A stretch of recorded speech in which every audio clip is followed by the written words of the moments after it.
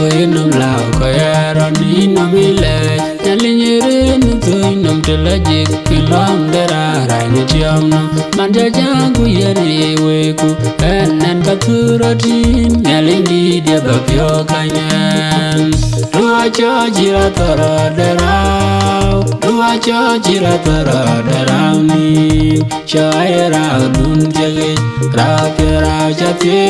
kudua charom nyali wata jani jang dit jang che kamalun chevye chuye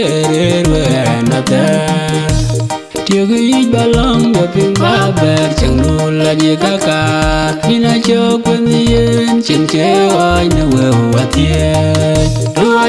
jira tara derau dua jira tara derau ni shaira dun jage rapera jate kudua charom nyali wata jani jang dit jang che kamalun chevye chuye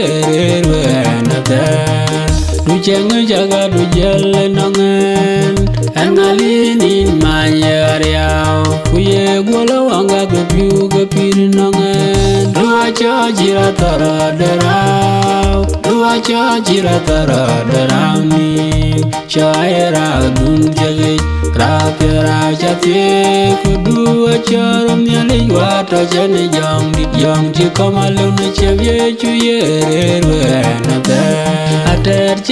jaga ni chinban atere duri gotere rana jakani nyali leramba kwen ben gay bawadu yalwe ne binum kalaw nom bandi ruba pira tajayo dua jira tara derau dua jira tara derau ni shaira dun jage rapera jate kudua charom nyali wata jani jang dit jang che kamalun chevye chuye na ter di chalo ye ju egayan yaren kayan lile kijira jatun dim kawe chapi yanga chinyer nyala nin mede jegin chugya mabachak ajiranda lebeton nyindui chaman chinaloy dua jira tara derau dua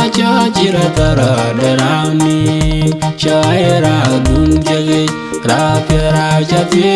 kudua charom nyali wata jani jang dit jang che kamalun chevye chuye na ter